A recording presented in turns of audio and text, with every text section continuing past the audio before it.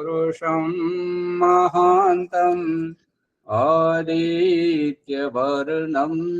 तमसा परस्तात् तमेव विदित्वा अतिमृत्युमिति नान्यः पन्था विद्यते यनाय नान्यः पन्था विद्यते यनाय। ओम शांति शांति शांति। ఈ యొక్క అధ్యాత్మ సత్సంగం సత్యాత ప్రకాశం అధ్యాత్మ సత్సంగానికి వచ్చేసినటువంటి వారందరికీ నమస్తే, స్వాగతం, సుస్వాగతం. ఈ పరిశీలన ప్రకరణంలో ఊరించుకుంటూ శబ్దాలు చెప్పడం కాదు, ముఖ్యమైనటువంటివి సూత్రాల రూపమైనటువంటివి వాటిని చెప్పాలి. భీమరావు గారు ఆత్మ మణిపూర చక్రం వచ్చినప్పుడు, అనాహత చక్రానికి వచ్చినప్పుడు, విశుద్ధ చక్రానికి వచ్చినప్పుడు, ఆజ్ఞా సహస్రానికి వచ్చినప్పుడు అనే శబ్దము ద్వారా మీరు మాట్లాడేవారు వేరు, ఆత్మతత్వం వేరు అని రెండు వేరు అనేటువంటి అవగాహన కల్పిస్తున్నారు వినేవారందరికీ. అయితే మీరెవరు అనే ప్రశ్న వస్తుంది. కాబట్టి మనం ఆ స్థాయికి ఎదిగినప్పుడు మనలో ఈ ప్రవర్తన ఈ రకంగా ఉంటుంటది. మనలో ఈ రకంగా మనం దిగజారినప్పుడు ఇటువంటి వ్యవహారం, మనలో ఉన్నతి చెందినప్పుడు ఇటువంటి వ్యవహారం అని చెప్పేసి ఒక్కొక్క చక్రానికి ఆ యొక్క వ్యవహారాన్ని చెప్తే సరిపోతుంది. నేను ఆత్మను అనాలా? ఆత్మనే కదా ఇదంతా చేస్తున్నది, ఎదుగుతున్నది, దిగజారుతున్నటువంటిది, మరి పరిశీలన చేస్తూ చెప్తున్నటువంటిది ఆత్మనే కదా. అట్లా నేను వెళ్ళినప్పుడు నేను అంటే సరిపోతుంది సూటిగా. భీమరావు గారు, మీరేదైతే పరిశీలన చేస్తున్నారో దాన్ని లోతుగా చేస్తున్నారు, కానీ చెప్పే దాంట్లో కొంచెం భేదం వస్తుంది, అది గమనించండి. మళ్ళీ 5-10 నిమిషాలు తర్వాత వస్తున్నారు, ఇక్కడ ముందుకు జరిపేస్తున్నారు, మళ్ళీ సమయం కాగానే సమయం అయిందని చెప్పేసి అనడం జరుగుతుంది. అందుకని కొద్దిగా వచ్చే వాళ్ళు తొందరగా వస్తే సమయం కలిసి వస్తుంది. ఇప్పుడు మన ప్రసంగంలోకి వెళితే ఈ యొక్క మనము ఆప్తోపదేశ శబ్ద అనేటువంటి ప్రకరణంలో ఉన్నాము. సత్యాత ప్రకాశం 3వ సముల్లాసం 47వ పూట. ఆప్తులు అంటే విద్వాంసులు, ధర్మాత్ములు, పరోపకార ప్రియమైనటువంటి వారు, సత్యవాది, పురుషార్థి, జితేంద్రియుడు అయినటువంటి వారిలో అటువంటి వారు తనలో తాను తెలుసుకునే దానిని, ఇప్పుడు ఈ తనలో తాను తెలుసుకోవడం అంటే ఏంటంటే, ఇప్పుడు ఇక్కడ ఆత్మనిరీక్షణ ప్రకరణంలో అందరూ వచ్చి ఓం ప్రకాష్ చెప్తున్నటువంటిది నేర్చుకొని ఆ తర్వాత చెప్తున్నటువంటి నిరీక్షణ సత్యం, ఎవరికి వారు చెప్పేటువంటిది సత్యం. కానీ పుస్తకాలలో చూసి, పుస్తకాలలో ఇంకొకరు చెప్పుడు మాటలు వింటే ఆ అభిప్రాయం మనది కాదు, అది వారిదవుతుంది. దాంట్లో మనము వికలాంగులమే అనిపించుకుంటాము. ఒకరి అభిప్రాయాన్ని, దీన్ని ఏమంటారంటే, ఉండండి ముందు విషయం రానివ్వండి. ఈ యొక్క పుస్తకములో చదివినటువంటిది ఇంకొకరు చెప్పినటువంటి మాటల మీదనే ఆధారపడి ఉంటే వారు జ్ఞానాన్ని, తెలివితేటలను దొంగతనం చేస్తున్నట్టుగా అవుతుంటది. అది వారి సొంత అభిప్రాయం కాదు. ఇక్కడ ఆత్మ నిరీక్షణలో ఆత్మ సాక్షాత్కారం, పరమాత్మ సాక్షాత్కారం, ఈ యొక్క దయానంద సరస్వతి ఈ రకంగా గుచ్చి విడమర్చి చెప్తున్నటువంటి రహస్యం ఏంటంటే, ఎవరికి వారు స్వతహాగా ఆలోచించగలగాలి. అది నిజమైనటువంటి పరిజ్ఞానం. అక్కడ వ్యక్తిత్వ వికాసం జరుగుతుంటది. ఇప్పుడు చెప్పండి మునిగారు. వికలాంగత్వం అన్నారు, దానికి ఇంకా కొంచెము ఒక 2 అక్షరాలు యాడ్ చేసి మానసిక వికలాంగత్వం అంటే బాగుంటుంది నా అభిప్రాయం. అంతే అంతే, మాది మానసిక వికలాంగత్వం అంతే. ధన్యవాదాలు. సూటిగా ఏంటంటే ఫలానా పుస్తకంలో రాశారు, ఫలానా పుస్తకంలో రాశారు, ఫలానా పండితులు అన్నారు, అతను అన్నాడు, ఇతను అన్నాడు, అతను అన్నాడు, ఇతను అన్నాడు. నువ్వేంటి నువ్వేంటి నువ్వేం చెప్పదలుచుకున్నావు? ఆయన చెప్పిండు సరే, ఆయన అక్కడ చెప్పింది తీసుకొచ్చి నువ్వు నీ నీ వల్ల ప్రయోజనం ఏంటి? అందుకని ఇక్కడ ప్రతి ఒక్కరూ స్వతహగా ఆలోచించి స్వంత అభిప్రాయాన్ని చెప్పగలిగినటువంటి వారికి ఆత్మజ్ఞానం కలుగుతుంటది. స్వతహగా ఆలోచిస్తున్నటువంటి వారికి, వ్యవహారంలో చూస్తున్నటువంటి వారికి పరమాత్మ సాక్షాత్కారం యొక్క జ్ఞానం కలుగుతుంటది. అంతేగాని అందులో చెప్పబడింది, ఇందులో చెప్పబడింది, ఆ పుస్తక ప్రమాణం, ఈ వేద ప్రమాణం, ఇదంతా ఒకటిదే. మనలో ఎప్పటి వరకైతే ఈ యొక్క జ్ఞానోదయం కలగదో, ఎప్పటి వరకైతే మనము మన కాళ్ళ మీద నిలబడలేము, మనల్ని ఏ పుస్తకము మనల్ని బాగుపరచలేదు, ఏ గురువు మనల్ని బాగుపరచలేడు, ఎవరు ఏమి చేయలేరు. అందుకని స్వతహగా చెప్పడానికి ప్రయత్నించాలి. ఇప్పుడు అందరూ దాదాపుగా చెప్పడానికి ప్రయత్నిస్తున్నారు, అదే విధంగా ఉండాలి. ఇంకా ఎక్కడైనా ఎవరైనా ప్రశ్నిస్తున్నప్పుడు, ప్రశ్నించే సందర్భం వచ్చినప్పుడు దానికి ప్రమాణం చెప్పాలి. నేను ఇది ఊరికే చెప్పట్లేదు. దయానంద సరస్వతి మనకు ఈ సత్యార ప్రకాశం మరియు వైదిక సాహిత్యం ద్వారా మనకు నేర్పిస్తున్నటువంటిది ఏంటంటే, చెప్పదలసిందంతా తన వైపు నుంచే చెబుతూ, చెప్పదలసిందంతా తన వైపు నుండే చెబుతూ, ఇది నా సొంత అభిప్రాయం కాదు, నాకంటే ముందు కూడా ఇగో ఈ రకంగా ఆలోచించారు అంటే నేను మిమ్మల్ని తప్పుదోవ పట్టించట్లేదు, సరైనటువంటి దారిలోనే తీసుకెళ్తున్నాను అనే దానికి ప్రమాణం. మీరు అందరూ చెప్తున్నారు అష్టచక్ర నవద్వార అని చెప్పేసి ఈ మా వేదమంత్ర ప్రమాణం చెప్తుంది, చాలా అతి ఉత్తమం. కానీ ఒకటి ఎంత చెప్పినా మర్చిపోతున్నారు. గ్రూప్ లో పెట్టడం కూడా జరిగింది. ఏంటంటే ఎక్కడెక్కడి నుంచి బయలుదేరుతున్నారు, బయలుదేరినప్పుడు దారిలో ఏమేమి ఎదురవుతుంటాయి అని చెప్పేసి యజుర్వేద మంత్రం 3 సముద్రాన్ సమ అశ్రిపత్, ఆ 3 సముద్రాలు ఏమేమిటివి అంటే, ఒకటి వీర్యకోశం, ఇంకొకటి మూత్రకోశం, ఇంకొకటి రక్తకోశం.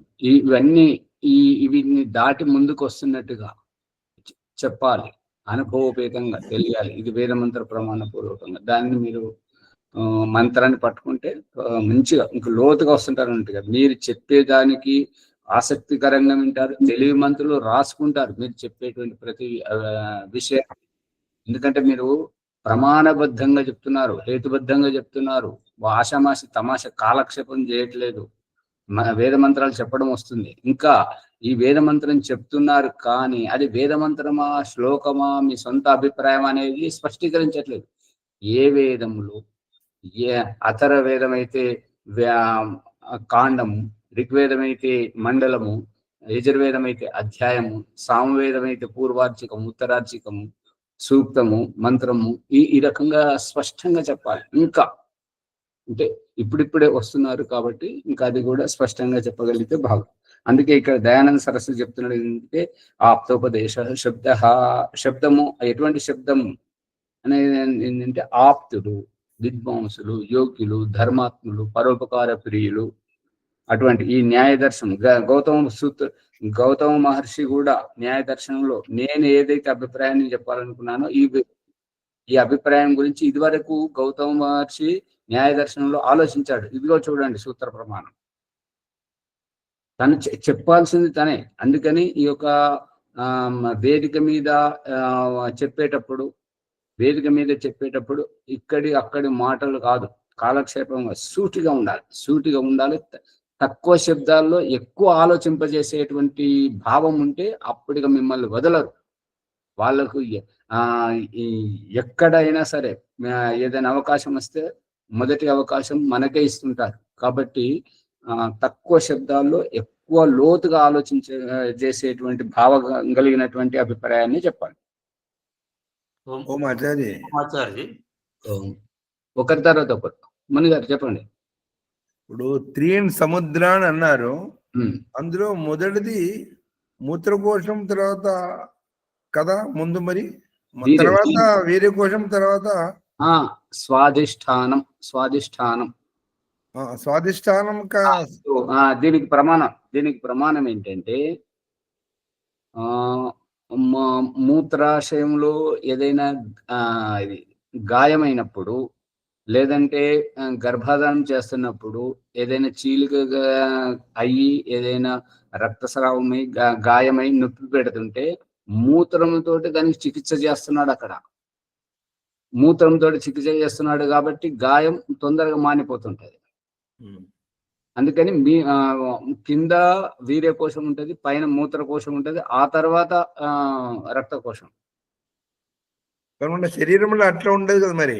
అట్లాగే ఉంటది కదా. ఇప్పుడు మళ్ళీ ఒకసారి చూడండి. మొదలు మూత్రకోశము, తర్వాత ఆ పైన 2 ఇంచుల పైన స్వాధిష్టానం అంటే వీర్యకోశము, ఆ పైన రక్తకోశం. అది విడిచిపెట్టండి. మూలాధారం ఎక్కడుంది? 2 తొంటి ఎముకల మధ్య. మూలాధారం కింద అన్నిటికంటే కింద ఉంది. స్వాధిష్టానం ఎక్కడుంది? స్వాధిష్టానం అంటే పొత్తి కడుపు కింద ఉంటుందా, పైన ఉంటుందా? కింద. అంటే వీర్యకోశం ముందు ఉన్నది కదా, ఆ తర్వాతనే మూత్రం వస్తుంది కదా. ఇప్పుడు పురుషులకైనా స్త్రీలకైనా ఏంటంటే ఆ ఉపస్థేంద్రియంలో వీర్యకోశంది కింద ఉంటుంటది, మూత్రకోశం ఉంది పైన ఉంటుంటది. పైన ఉన్న దాంట్లో ఇది ఇగో ఈ వేలు కనబడుతుందా? ఈ వేలు ఏంటంటే ఈ చిన్నగున్నది అనేటువంటిది వీర్యం వస్తుంటుంటది, ఇది మూత్రం వస్తుంటుంటది. ఈ యొక్క పెద్దగా ఉన్నటువంటిది వీర్యం వస్తుంటది, అది కిందిది. అందు గురించి అక్కడ ఏదైనా గాయం అయితే ఈ మూత్రం దాంతో చికిత్స జరుగుతుంటది మనకు. శుద్ధి వేరు, శుద్ధి ప్రక్రియ వేరు. ఏదైనా గాయం అయ్యి నొప్పి అయ్యి చీలిక అయ్యి రక్తం గారుతున్నట్టయితే అట్లా అయితే దానికి చికిత్స. ధన్యవాదములు ఆచార్య. ఓం ఆచార్య, వీర్యానికి ఒక కోశం ఉంది, అవును. మూత్రానికి కోశం ఉంది, రక్తానికి కోశం అనేది స్పష్టంగా లేదు అనడానికి శరీరం అంతా రక్తమే ఉంటది. ఒక్క నిమిషం.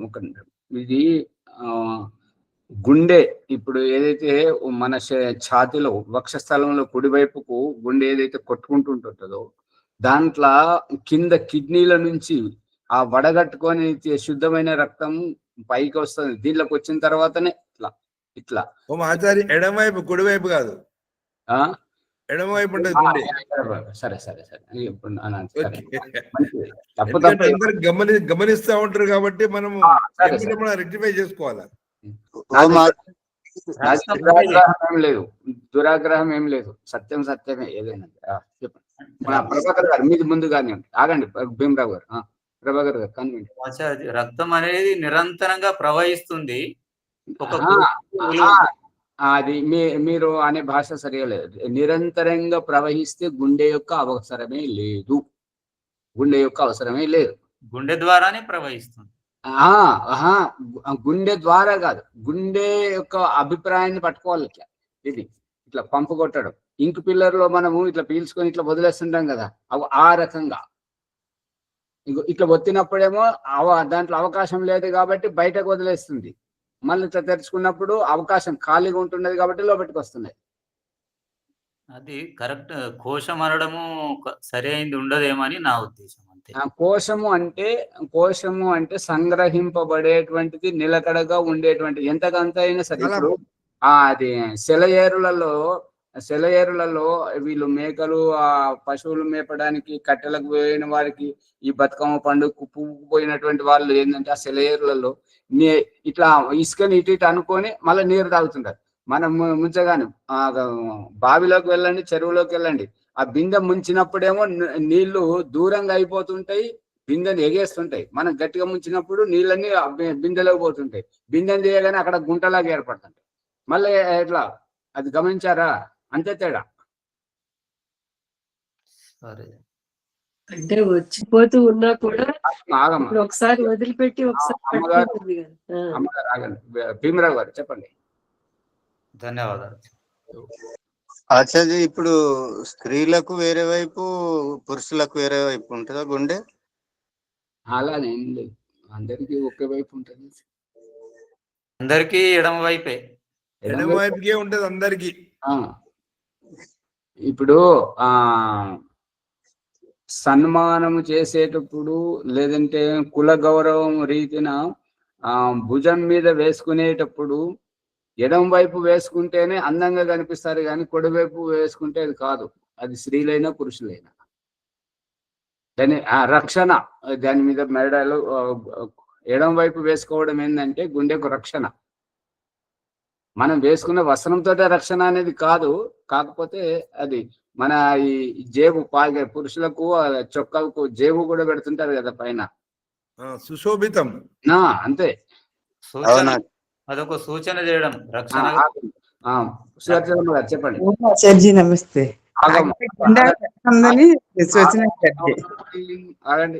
వన్ బై వన్, ఒకరి తర్వాత ఒకరు వరుసగా రావాలి. చెప్పండి. నమస్తే ఆచార్య. అదే గుండె కొట్టుకునేటప్పుడు ఒకసారి లబ్ డబ్ అన్నప్పుడు ఒకసారి మూసుకుంటుంది, మళ్ళీ విచ్చుకుంటుంది కదండి. దానికంటే ముందు ఒక చోట అక్కడ నిలవ ఉంటేనే, అంటే అక్కడ ఉంటేనే కదా సంగ్రహించుకునేది అనే అభిప్రాయం. అంతే ఆచార్య. అమ్మగారు మీరు మళ్ళీ సాగరిస్తున్నారు. నేను చెప్తా సమాధానం. అమ్మా, అది రక్తం నిల్వ ఉండదు, ఇట్లకెళ్ళి వస్తుంది ఇట్లకెళ్ళి పోతుంది, 2 కిలోలు నడుస్తూనే ఉంటే కంటిన్యూగా. అవును, సంగ్రహించుకోవటం అనంటే గున్న దగ్గర నుండే కదండి తీసుకునేది. అమ్మగారు పరిస్థితి ఏంటంటే, ఇంకు పిల్లరు మనము ఇదివరకు ఆ పత్తి పెన్ను తోటి దాంట్లో ఇంకు పోసుకునేవారం కదా. ఆ సాయి గుడ్డి నుంచి ఇట్లా పట్టుకోనగానే దాంట్లో అది ఖాళీ అయిపోతుంది, ఇట్లా ఇప్పగానే మళ్ళీ నిండుకుంటది, ఇట్లా కానీ ఇంతే తేడా. అదే ఆచార్య. అక్కడ నిల్వ ఉండదు, అక్కడ పంపు చేయడం లాగా. అంతే. వరలక్ష్మి గారు చెప్పండి. ఓం ఆచార్జీ నమస్తే. అంటే గుండె ఉన్నది మూలనే అక్కడ జేబని పెడితే మన గుర్తింపు అంటున్నాను ఆచార్జీ. మళ్ళీ చెప్పండి. గుండు ఎడం పక్కన ఉండటం మూలనే ఈ పక్కనే రుమాలు వేయటం, ఈ పక్కనే జేబు పెడతాం, అదొక అలంకరణ కింద గుండెకి ఉందని మనకి నిదర్శనం తెలియజేయటానికి ఆచార్జీ అంటున్నాను. అది ఈ ప్రకారం కాదు కదా. సరే అయిపోయింది. ఓం. ఇంకోటి ఆచార్జీ, ఇక్కడ గుండె ఉంటది, ఇక్కడనే ఫోన్, జేబులో ఫోన్ పెట్టుకుంటే గుండెకి మన ప్రాబ్లం జరగవచ్చా? అది చాలా చాలా జరుగుతుంది. దాని గురించి అందరూ హెచ్చరిస్తున్నారు కూడా, శరీరానికి ఎంత దూరంగా ఉంటే అంత మంచిది అని.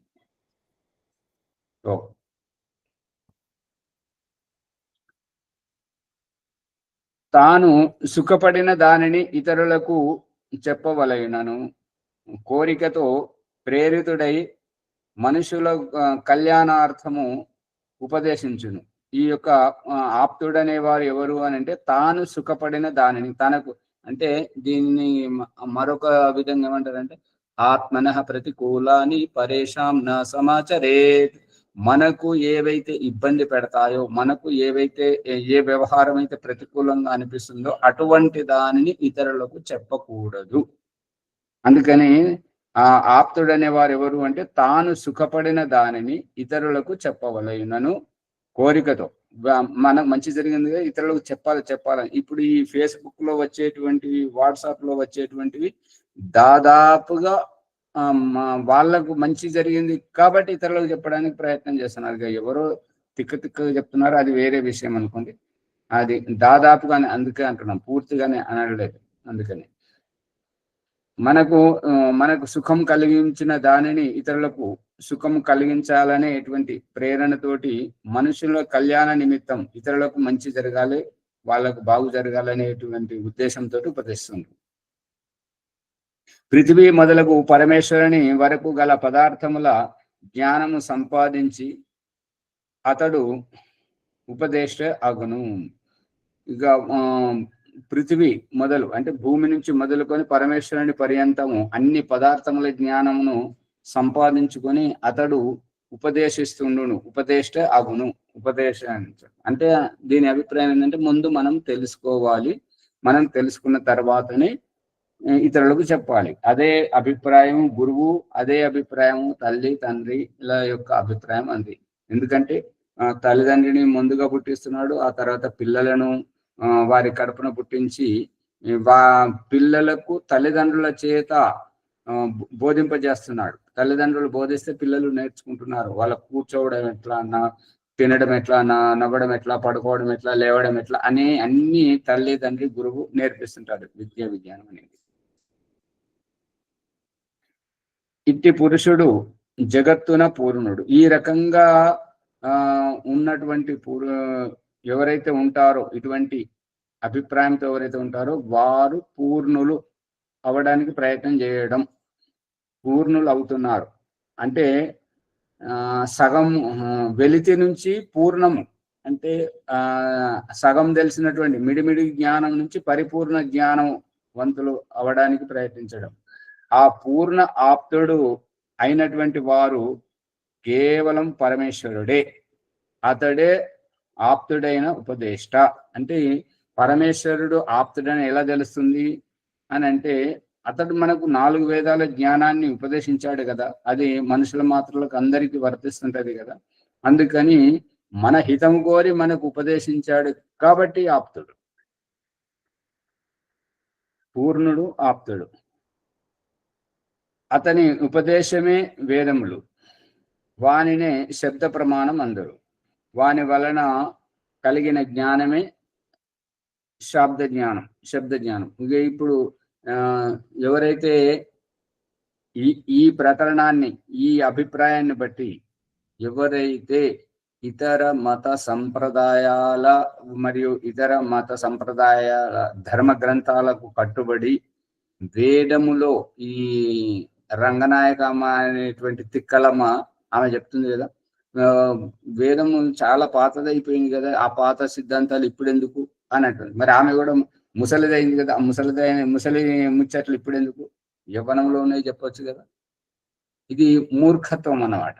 అందుకని అటువంటి వారి అభిప్రాయాన్ని గ్రహించకూడదు, వదిలేయాలి. 5వది ఐతిహ్యం అంటే ఇతి ఆహ అంటే ఈ విధంగా అనబడినటువంటిది, ఈ విధంగా చూపించబడినటువంటిది ఐతిహ్యం, ఇతిహాసం అంటారు. నా చతుష్వ ఐతిహ్య అర్థాపత్తి సంభవ అభావ ప్రామాణ్యాత్. న్యాయ దర్శనం 2వ అధ్యాయం 2వ పాదం 1వ సూత్రం. ప్రమాణములు 4 కాదు, ప్రమాణములు 4 రకాలే కాదు. ఐతిహ్యము, అర్థాపత్తి, సంభవము, అభావము అని మరియు 4 ప్రమాణములు ఉన్నవి.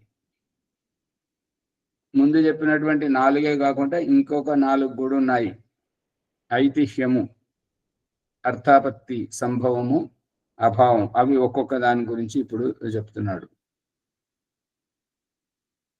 ఉన్నవి అని చెప్పేసి సూత్రాభిప్రాయం అంటే ఈ న్యాయ దర్శనం అంటే గౌతమ మహర్షి రాసినటువంటి న్యాయ దర్శనం కాబట్టి ఇది గౌతమ మహర్షి యొక్క అభిప్రాయము అని.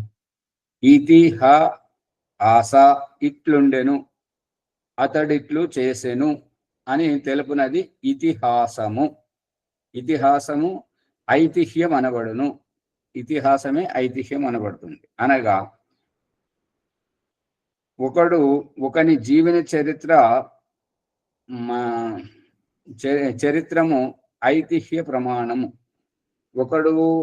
ఒకరు ఎవరైతే బ్రతికి వెళ్ళారు, ఇప్పుడు రాముడు గురించి కానీ, కృష్ణుడు గురించి కానీ, ఈ మహాభారతం గురించి కానీ, వాళ్ళ గురించి చెప్పుకున్నప్పుడు ఏంటంటే వాళ్ళు ఒకసారి ఉన్నారు, ఇప్పుడు లేరు కాబట్టి వారి జీవితంలోని గొప్ప గొప్ప విషయాలు ఈనాటి సమాజానికి ఆదర్శము, చాలా మంచి ఆదర్శదాయకంగా కావాలి, హేతుబద్ధంగా ఉంటాయి కాబట్టి ఇప్పుడు చెప్పుకోవడం.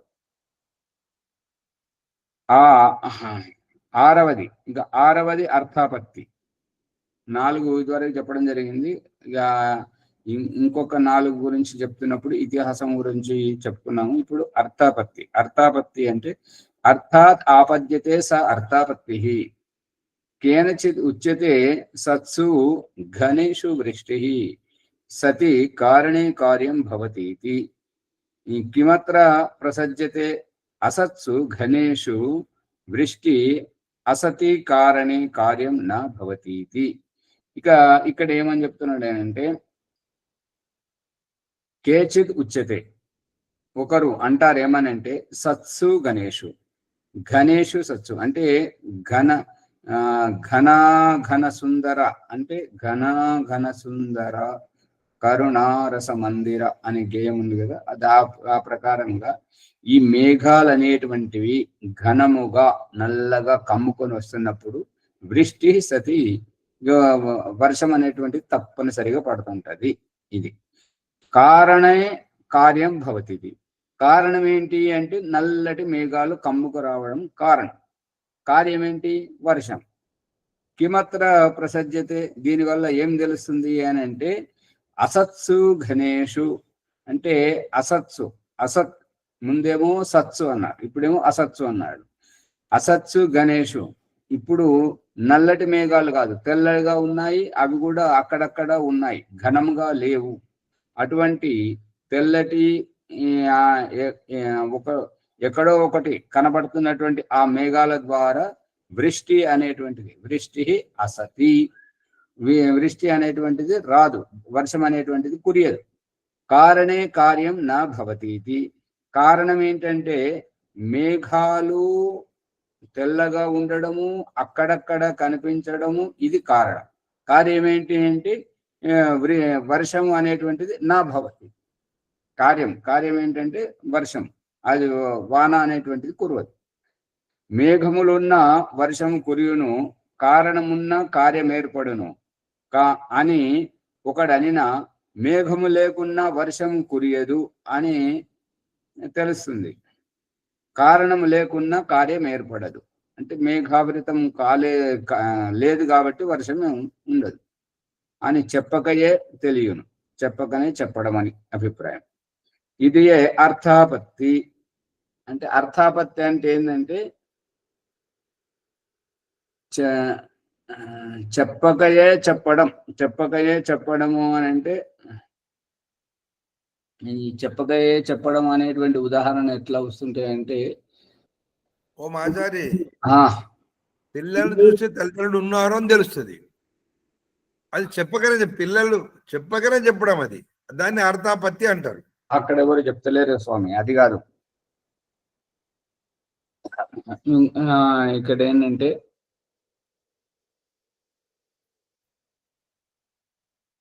ఇప్పుడు వచ్చినటువంటి వాళ్ళు ఇంకొక ఉదాహరణ, రాజుగారి చిన్న భార్య మంచిది అంటే పెద్ద భార్య చెడ్డది అని అర్థం చేసుకోవాలి.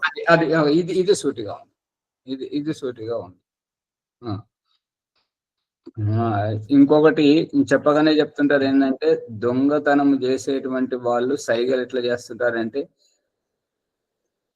ఎప్పుడు పడితే అప్పుడైనా, ఇప్పుడైనా నన్ను చూస్తలేవా, గమనిస్తలేవా, కొంచెం తర్వాత కూడా కావచ్చు కదా అని చెప్పేసి ఎంత పెద్దగా చెప్తుంటారు అని అంటే ఇటుగా ఇక్కడ ఎవరు ఉన్నారు ఇప్పుడు వద్దు అని చెప్పగానే చెప్పడం. అంటే ఇప్పుడు అందరు చూస్తున్నారు, అందరు లేనప్పుడు చేద్దామని అది ఏదో దాపరీకరణ చేయడానికి ఇంకేదో చెప్పడం.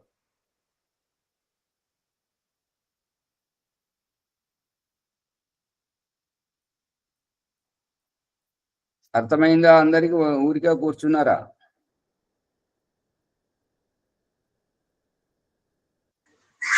అర్థమవుతుంది. పూర్తి విషయాన్ని సగం చెప్పడంలో గ్రహించడం అనేమో. అది కాదమ్మ గారు, అత్త మీద కోపం దుత్త మీద తీయడం, భర్త మీద కోపం పిల్లల మీద,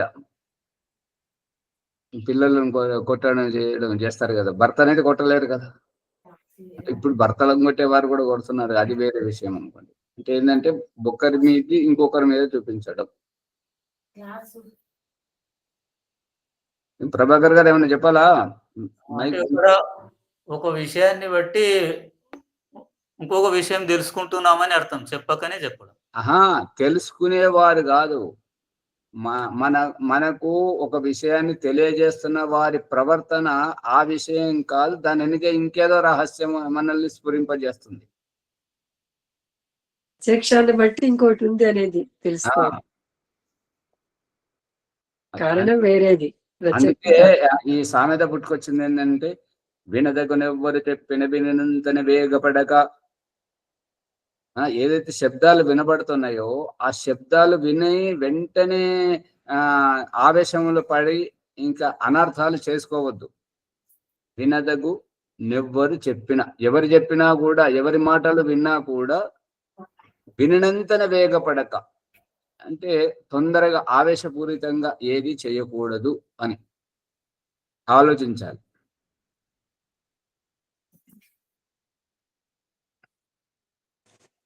ఈ కార్యానికి కారణం ఏదో ఉంది అనేటటువంటిది అని ఒకడనిన, మేఘము లేకున్నా వర్షము కురియదు, కారణము లేకున్నా కార్యం ఏర్పడదు అని చెప్పకుండానే తెలియను అంటే చెప్పకనే చెప్పినట్లు అగును అనేది అభిప్రాయం. ఇదే అర్థాపత్తి. ఒక వాక్యార్థం వలన మరి ఒక జ్ఞానం కలుగును. అందుకు వేరు వాక్యము ప్రయోగింప ఆవశ్యకము లేదని భావం.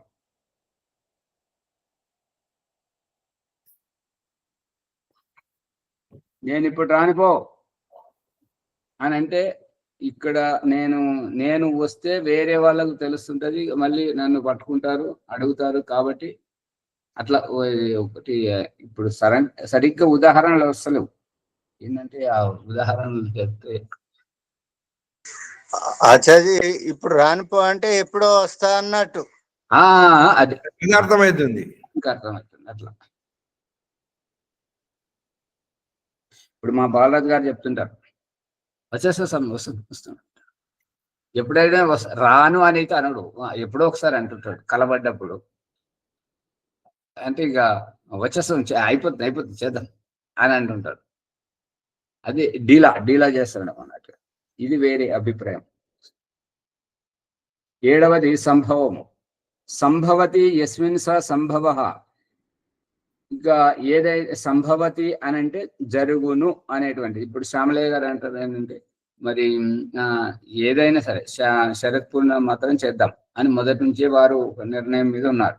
అంటే మళ్ళీ ఇప్పుడు దగ్గరికి వచ్చినాక ఏమంటున్నారంటే, రాని వాళ్ళు రాకపోయి మనం ఉన్న మనం చేసుకుందాం.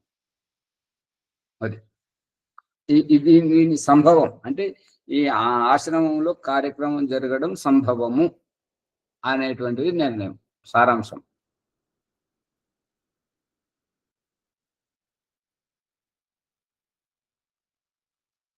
ఏది ఉన్నా ఏది కలుగునో అది సంభవం.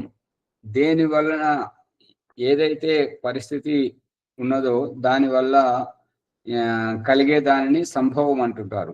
అవినాభావి యగు. ఒకదాని సత్తాగ్రహణం వలన మరి ఒక దాని సత్తాగ్రహణం సంభవం అనబడును. మేఘాలు వస్తున్నాయి కాబట్టి, మేఘాలు నల్లగా కమ్ముకొస్తున్నాయి కాబట్టి వర్షం పడుతుంది అనేటువంటిది.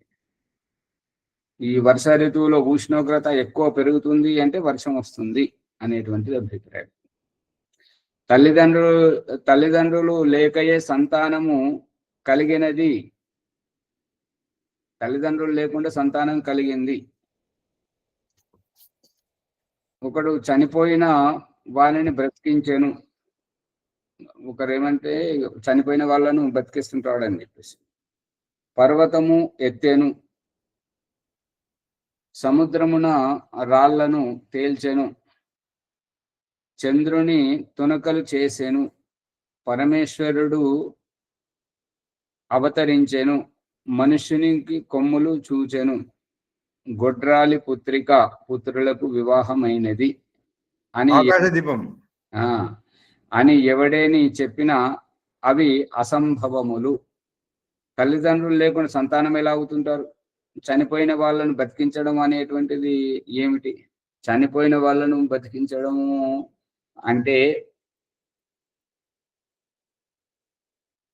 నాడి కొట్టుకోవడం ఆగిపోయినప్పుడు దానికి రక్త ప్రసరణ ఆగిపోతే దాన్ని గుండెను ఒత్తి లేదంటే ముక్కులో శ్వాస ఊది ఏదో ప్రకారంగా మళ్ళీ ఆ ఆగిపోయిన రక్తాన్ని సంచారం గావింపజేయడం వల్ల గుండె బాగా పనిచేస్తుంది కాబట్టి బతికించినట్టు అవుతుంది. అంతేగాని దేహంను వదిలేసినటువంటి జీవాత్మ ఎట్లయితే వదిలేస్తుందో ఆ రకంగా రక్తం అనేటువంటిది ఎక్కడికక్కడ చల్లబడి గడ్డగట్టిపోతుంది. ఆ గడ్డగట్టినటువంటి దాన్ని మళ్ళీ సక్రియం చేయాలి అని అంటే శరీరం యొక్క నాడీ వ్యవస్థ సక్రియం అయ్యే దాంట్లో మూలంలో ఇప్పుడు ఏంటంటే ఇప్పుడు బీహార్లో ఇది ఎక్కువ జరుగుతుంటది. ఇక్కడ మనకు పూర్వకాలంలో ఉండే, ఇప్పుడు లేదు. బీహార్లో ఏంటంటే పొలం కాడికి ఆ ఇంజన్ తీసుకుపోయి అది పొలం పారబెట్టి మళ్ళీ ఇంజన్ ఇంటికి తీసుకొస్తారు. ఎందుకు? దొంగతనాలు అయితేనే. దొంగతనాలు అయితే అండి. ఇప్పుడు ఆ పైపులలో ఆగిపోయినటువంటి నీళ్లు పైపులలో ఉంటాయా, ఉండవా? ఉంటాయి. ఇప్పుడు మళ్ళీ ఆ పైపులో ఉన్నటువంటి నీళ్లను బయటకు తీయాలంటే మళ్ళీ ఇంజన్ తెచ్చి దాన్ని ఫిట్ చేస్తేనే కదా బయటకు వచ్చేది. ఆ ఇంజన్ నడిపిస్తేనే కదా.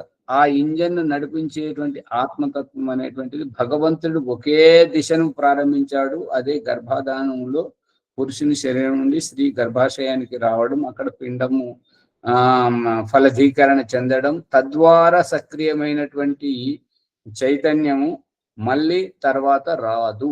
ఇక కొన్ని సందర్భాల్లో వచ్చినటువంటిది ఏంటంటే ప్రగాఢమైనటువంటి మూర్ఛ. ఆ మూర్ఛ వచ్చినప్పుడు నాడీ వ్యవస్థ తెలియనప్పుడు చనిపోయారని చెప్పేసి నిర్ధారణ చేయడం జరుగుతుంది. వాళ్ళని ఇంటి వారు తీసుకెళ్లి ఆ కాష్టం మీద పెట్టి నిప్పు పెట్టగానే సెగదలుగానే లేచి కూర్చున్నటువంటి సందర్భాలు ఉన్నాయి. ఓ మాచ, ఇది ప్రగాఢ నిద్ర అనకుండా కోమాలకు వెళ్ళిపోయింది అంటారు కదా. అదే ఆ కోమా అనేటువంటిదే చితి మీద పెట్టి నిప్పు పెట్టేసరికి సెగకు లేచి కూర్చున్నటువంటి సందర్భాలు ఉన్నాయి కదా. సచ్చినోడు లేచిండు అని చెప్పేసి ఎన్నో ఘటనలు ఉన్నాయి. కాబట్టి ఆ రకంగా అవుతుంటదే కానీ మొత్తం చనిపోయిన తర్వాత మళ్ళీ బ్రతికించడం అనేటువంటిది సాధ్యము కాదు. ఇక దేవుడు అవతరించేను అని అన్నప్పుడు ఏంటంటే వాళ్ళు దేవుడు అంతటా లేడు అనేటువంటిది వాళ్ళు స్వీకరిస్తున్నారు. కాబట్టి ఉన్న చోట నుంచి లేని చోటకు అవతరించడం అనేటువంటి విషయాన్ని చెప్తున్నారు. దేవుడు అంతటా ఉండేటువంటి వాడు ఉన్నాడు అనేటువంటి వారికి అవతారం అనేటువంటిది ఉండదు. అవతారము ఎవరైనా కూడా వస్తున్నారు పోతున్నారు అంటే ఏంటంటే ఏకదేశీయులే ఒక చోట ఉన్నటువంటి వారే ఇంకొక చోటికి వస్తారు పోతారు. అది సంభవం జీవాత్మలకు. ఇక్కడ సంభవం అసంభవం లోపల ఆ పురములోని మేడలు ఆకాశమును అంటుతున్నాయి అంటే అతిశయోక్తి చెప్పినట్లా ఇది సంభవం గాంధీ తల్లిదండ్రులు లేని పిల్లలు పుట్టినరు అనేది. అదే దాని గురించి వస్తుంది. అందు గురించి చనిపోయిన వారిని బ్రతికించడం కానీ పర్వతంను ఇది మీరు కూడా వినే ఉండొచ్చు. నేను గుట్టనెత్తగలను మోస్తాను అంటారు. మొయ్యమని అంటే లేపినా నెత్తి మీద పెట్టు. నేను మోస్తానన్నాను కానీ ఎత్తుకుంటానన్నా. ఇది సముద్రమున రాళ్లను తేల్చాను అంటే సముద్రం రాయి నీటి కంటే బరువుగా ఉంటుంటది కాబట్టి నీటిలో వేస్తే మునుగుతుంటది. అటువంటి రాళ్లను ఇట్లా తేల్చాడు అని అంటే ఇప్పుడు చేస్తున్నారు కదా. ఏంటంటే థర్మాకోలుకు ఆ రాళ్ల ఆకృతిలో కత్తిరించి దానికి ఆ రాళ్ల రంగు వేసి సముద్రంలో వేసి చూపిస్తున్నారు. అది వేరే విషయం. అంతేగాని ప్రకృతి పరంగా భూమి మీద ఉన్నటువంటి రాళ్లను నీటిలో వేస్తే అవి మునుగుతాయి తప్ప తేలవు అనేది అభిప్రాయం.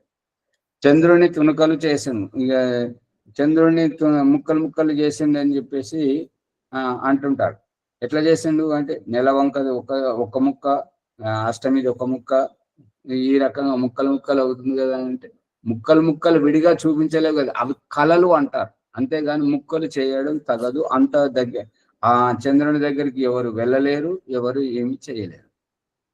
పరమేశ్వరుడు అవతరించడం అనేటువంటిది ఏంటంటే లేని చోటికి రావడం, ఉన్న చోట నుంచి లేని చోటికి రావడం. మరి ఇక్కడికి అవతరించుకుంటూ వచ్చాడే అనుకోండి, మరి ఎక్కడి నుండి అయితే వచ్చాడో ఇప్పుడు అక్కడ లేడు కదా. ఇది అంతా అజ్ఞానంతో కూడుకున్నటువంటిది. మనుషునికి కొమ్ములను చూచాను. ఇప్పుడు పౌరాణికంలో చూపిస్తున్నారు కదా, యమధర్మరాజు వస్తున్నాడంటే దున్నపోతు మీద ఎక్కి కొమ్ములు పెట్టుకొని వస్తుంటాడు కదా వాటిలో. ఇదంతా పిల్లలకు కూడా పుట్టినరోజు ఆ కొమ్ములతో ఉన్నటువంటి దిష్టి బొమ్మను ముఖానికి పెట్టించి వాళ్ళకు చూపించడం, ఇదంతా మూర్ఖత్వం. గొడ్రాలి పుత్రులకు వివాహమైనది. ఇప్పుడు పుత్రులు పుత్రికలు ఉన్నప్పుడు ఆమె గొడ్రాలు ఎట్లా అవుతుంటది? గొడ్రాలు అన్నప్పుడు వాళ్ళ పుత్రులు పుత్రికలు బిడ్డలు కొడుకులు ఎక్కడికెళ్ళి వచ్చారు? వారికి వివాహం అవ్వడం ఏంటి? ఇదంతా అమాయకులను నమ్మించడానికి చెప్తున్నటువంటి ఇది అంతా. గొప్పలు చెప్పడం అంటారా ఆచార్య? అతిశయోక్తి,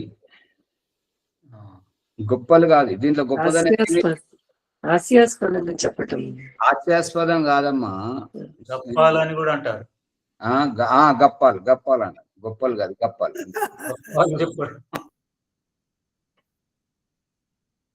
అని ఎవరైనా చెప్పినా అవి అసంభవములు. ఇవన్నీ అసంభవ కోటిలో ఉంటాయి. ఇవి అన్నీ సృష్టి క్రమమునకు విరుద్ధములు. సృష్టి క్రమమునకు అనుకూలమైనది సంభవము. ఇప్పుడు నాకైనా మీకైనా ఎవరికైనా సరే సంభవం అయితే అందరికీ సంభవం కావాలి, కొందరికి సంభవం కొందరికి అసంభవము అనేటువంటిది సరైంది కాదు.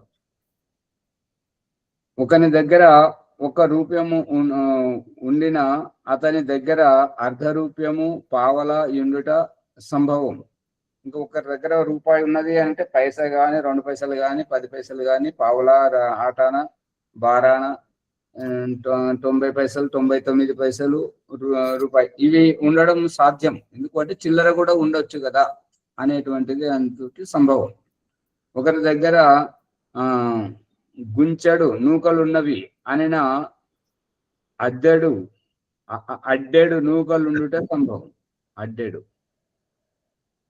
అప్పుడు వెనుకడ అడ్డెడు బుడ్డెడు అనే ఆచారి ఆ లెక్క ఉండే లెక్క. కుంచెడు అంటే 2 అడ్డలు, తమ్ముడు అడ్డెడు బుడ్డెడు. 8వది అభావం. నా భవతి యస్మిన్ సో అభావ, లేనిది అభావం అనబడును. ఒకనితో ఏనుగును తీసుకొని రమ్మన్నాడు.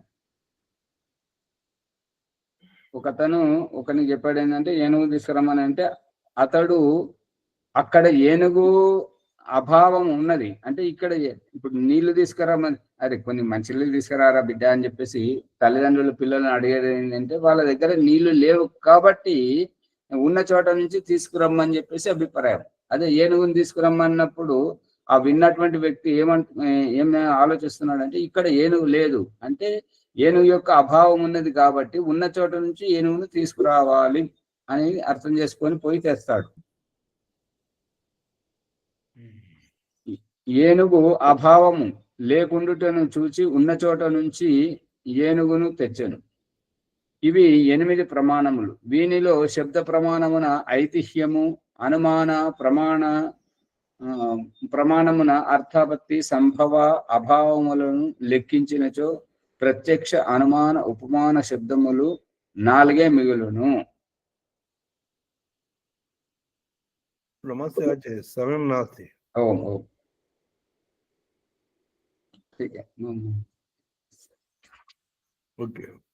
కొంచెం ధన్యవాదములు.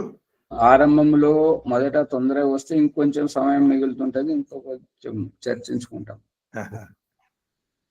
ఈరోజు సత్యప్రకాశం విశ్లేషణ మనము పూర్తి చేస్తున్నాము. 8 ప్రమాణాల లోపల ముందుగా ఆప్తోపదేశము, ఆప్తుల యొక్క ఉపదేశం ఏ విధంగా ఉంటుంది, తర్వాత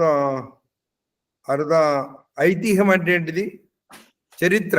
ఐతిహ్యం అంటే ఆపుదోపదేశం విద్వాంసులు పరోపకారులు వాళ్ళ యొక్క ఉపదేశం, అది ఎప్పుడు అసత్యం కాదు, సత్యమే అయితే. అర్ధాపత్తి, ఒక వాక్యం చెప్తూ ఇంకొక వాక్యం చెప్పకుండా అర్థమయ్యేది. తర్వాత సంభవము, సృష్టికి అనుకూలమైనది సంభవము, ప్రతికూలమైనది అసంభవం. తర్వాత అభావము, భావము, ఇట్లా ఈ విధంగా 8 రకాల ప్రమాణాలను తెలియజేశారు. లోతుగా ఒక్కొక్క దాన్ని మంచిగా అర్థం చేపిస్తూ వారికి ధన్యవాదములు. ఈ ఎపిసోడ్ లైక్ చేయండి, షేర్ చేయండి, సబ్స్క్రైబ్ చేయండి, పక్కన ఉన్న గంట సింబల్ గట్టిగా నొక్కాలి. 1-2 సార్లు వినని ప్రార్థన. ఈరోజు వైదిక సంధ్యోపాసన భాగ్యలక్ష్మి గారు అంతేనా, వేరే వాళ్ళ? బాలరాజు గారు ఆచమన మంత్రాలు గాయత్రి మహామంత్రం సమర్పణం చెప్పారు. బాలరాజు గారు. బాలరాజు గారా? సరే, బాలరాజు గారు చేద్దని ప్రార్థన.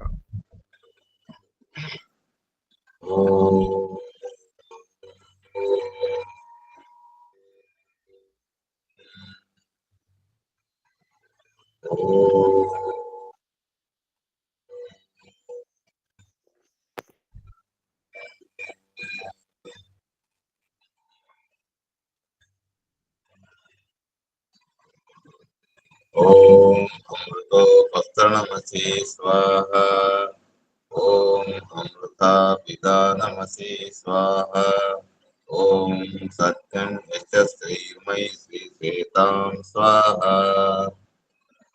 అథ అచమనం. ఓం చన్నో దేవీ రవిష్టయ ఆమో భవంతు పీతయే శ్రేయో రవిస్రవంతు నః. ఓం వాక్ వాక్. ఓం ప్రాణః ప్రాణః. ఓం చక్షు చక్షు. ఓం శ్రోత్రం శ్రోత్రం. ఓం నాభిః. ఓం హృదయం. ఓం కంఠః. ఓం శిరః. ఓం భవ్యాం యశోబలం. ఓం కరతల కరవృష్టే మధ్యం. ఓం పునాతు శిరసి. ఓం పునాతు నేత్రయో. ఓం స్వః పునాతు కంఠే. ఓం మహ పునాతు హృదయే. ఓం జన పునాతు నాభ్యాం. ఓం తప పునాతు పాదయో. ఓం సత్యం పునాతు పునః శిరసి. ఓం కం బ్రహ్మ పునాతు సర్వత్ర. అత ప్రాణాయామం. ఓం భూః. ఓం భువః. ఓం స్వః. ఓం మహ. ఓం జనః. ఓం తపః. ఓం సత్యం. అత ఆకర్షణం. ఓం ఋతం చ సత్యం చ విద్ద తపసో దజాయత. తతో రాత్రాజాయత. తతః సముద్రో వర్ణవః. సముద్రాదర్ణవాదది సంవత్సరో అజాయత. అహోరాత్రాని విదదాతి మిషతో వసి.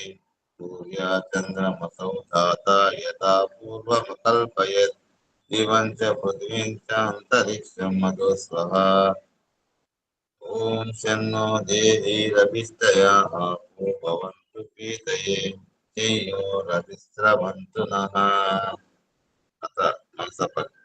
ఓం ప్రాచీదిగన్నిరధిపతి రచితో రక్షితాదిత్య ఇషవః. తేభ్యో నమో ధిపతిభ్యో నమో రక్షితృభ్యో నమ యశభ్యో నమ ఏభ్యో అస్తు. యో ఆస్మాన్ దేశ్యం వయం విస్మస్తం భోజన్యే దద్మః. దక్షిణాది ఇంద్రోధిపతి శిరక్షిరాది రక్షితా పితర ఇషవః. తేభ్యో నమో ధిపతిభ్యో నమో రక్షితృభ్యో నమ యశభ్యో నమ ఏభ్యో అస్తు. యో ఆస్మాన్ దేశ్యం వయం విస్మస్తం భోజన్యే దద్మః. ప్రతీచి దిగ్వర్ణోధిపతి బుధాకు రక్షితాన్న విషవః. తేభ్యో నమో ధిపతిభ్యో నమో రక్షితృభ్యో నమ యశభ్యో నమ ఏభ్యో అస్తు. యో ఆస్మాన్ దేశ్యం వయం విస్మస్తం భోజన్యే దద్మః. ఉదీచి దిగ్ సోమోధిపతి సజో రక్షితా శనిరిషవః. తేభ్యో నమో ధిపతిభ్యో నమో రక్షితృభ్యో నమ యశభ్యో నమ ఏభ్యో అస్తు. యో ఆస్మాన్ దేశ్యం వయం విస్మస్తం భోజన్యే దద్మః. ధ్రువాది విష్ణురధిపతి కల్మా శగ్రీవో రక్షితా విరదైషవః. తేభ్యో నమో ధిపతిభ్యో నమో రక్షితృభ్యో నమ యశభ్యో నమ ఏభ్యో అస్తు. యో ఆస్మాన్ దేశ్యం వయం విస్మస్తం భోజన్యే దద్మః. ఊర్ధ్వాది బృహస్పతిరధిపతి శుక్రో రక్షితా వర్షమిషవః. తేభ్యో నమో ధిపతిభ్యో నమో రక్షితృభ్యో నమ యశభ్యో నమ ఏభ్యో అస్తు. యో ఆస్మాన్ దేశ్యం వయం విస్మస్తం భోజన్యే దద్మః. జాతవేదసే సునవామ సోమమరాధీయతో నేదహతి వేదః. సనః పశ్చాదతి దుర్గాని విశ్వా నావేవ సింధుం దురితాగ్నిః. చిత్రం దేవానముదగాదనీకం చతుర్మిత్రస్య వర్ణస్యాగ్నిః ఆప్రాత్యవ పృథివీ అంతరిక్షం సూర్య ఆత్మా జగతః చ ఉదిత్యం జాత వేదసం దేవం భవంతి కేతవః ఋషే విశ్వాయ సూర్యం ఉద్వయం తమసస్పరిష్వ పశ్చంత ఉత్తరం దేవం దేవత్ర సూర్యమకన్మ జ్యోతిరుత్తమం తచ్చక్షుర్దేవయితం పురస్తా శుక్రముచ్చరత్ పశ్యేమ శరదా శతం బీజేమ శరదా శతం ప్రయామ శరదా శతం ప్రభ్రమామ శరదా శతమో దీనః జామ శరదా శతం దివ్యచ్చ శరదా శతా ఓం శన్నో దేవీ రవిష్టయా ఆపో భవంతు గీతయే శ్రేయో రవిస్రవంతు నః. గాయత్రి. ఓం భూర్భువస్వః తత్సవితుర్వరేణ్యం భర్గో దేవస్య ధీమహి ధియో యో నః ప్రచోదయాత్. ఓ దయానిధైన పరమేశ్వర, మీ గొప్ప ఉపాసన నుండి కర్మలను చేసిన మేము మా ధర్మార్థ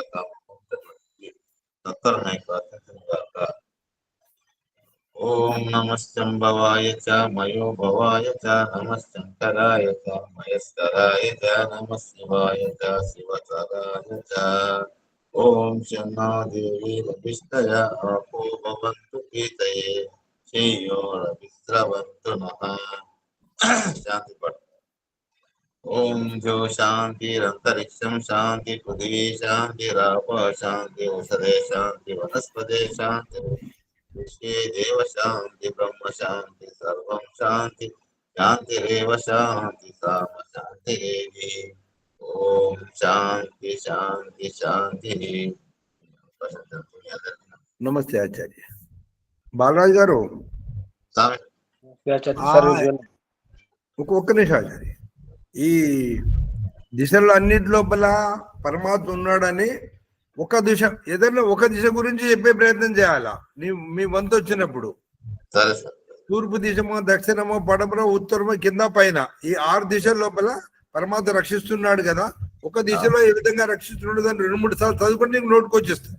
ఓకే, దానికి దగ్గర చెప్పి ధన్యవాదములు. తర్వాత రేపటి ఆదివార కార్యక్రమం గురించి ఇంకేమైనా సందేహాలు సమాధానాలు ఉంటే ఆచార్య గారిని అడిగిన ఒకరిద్దరు. ఎట్లా రావాలి, ఎన్ని కిలోమీటర్ నుండి రైలు ద్వారా, బస్సు ద్వారా సమాచారం మళ్ళీ గ్రూపులు పెట్టారు.